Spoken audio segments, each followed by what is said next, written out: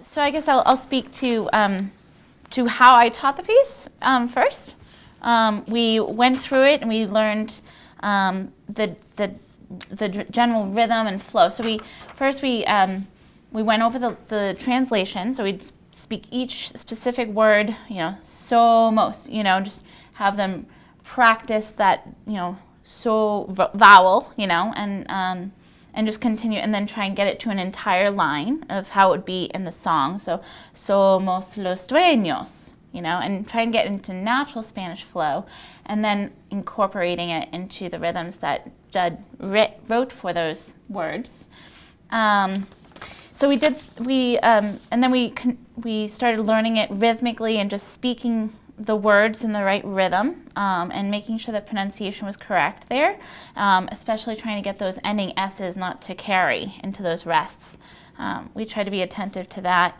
I taught everyone the soprano line on page 3 because everyone eventually does it in their own register later on in the piece. So from the seguimos section, which is beautiful, by the way. And it was actually pretty easy for the chant to be underneath that.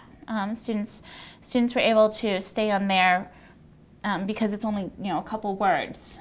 Students were able to stay on their words while the sopranos were running their more lyrical section. Transitions between sections are going to be challenging, so being able to help students identify their ending note and then where they have to go to for the starting of the new transition. So like page 4 into page 5, that's challenging for the altos, going from a B to a sharp to then a D, and getting their note there.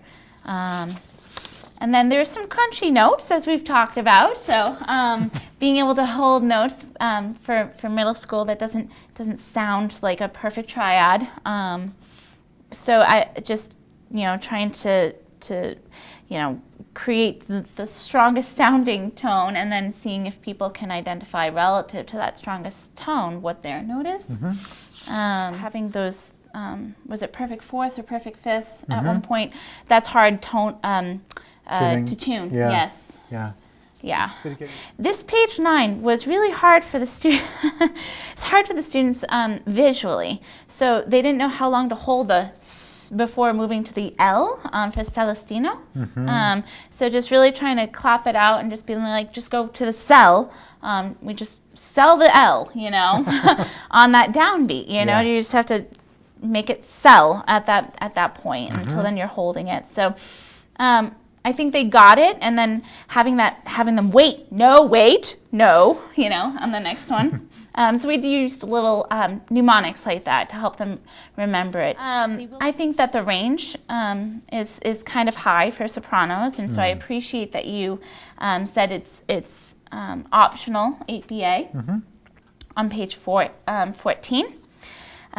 Similarly, page 15 with the S, just being able to forte piano crescendo, the sforzando there at 94, and again at the end of the song, like students don't really know how to go. Like they have a hard time with it. Yeah, and to even transition that once they're they've talked about once they're out of breath to then sing a pitch. Right. That's true. Yeah.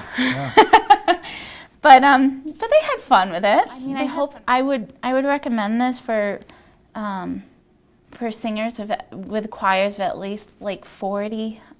We don't have quite that number, because I think that the more singers who are able to ground with each other because of the challenges might help, as opposed to if there's just 25, then they can hear the other parts going on because it's much closer to where they are. Yeah. So I would recommend a larger choir, and perhaps high school in terms of this song. But yeah, so just for the general.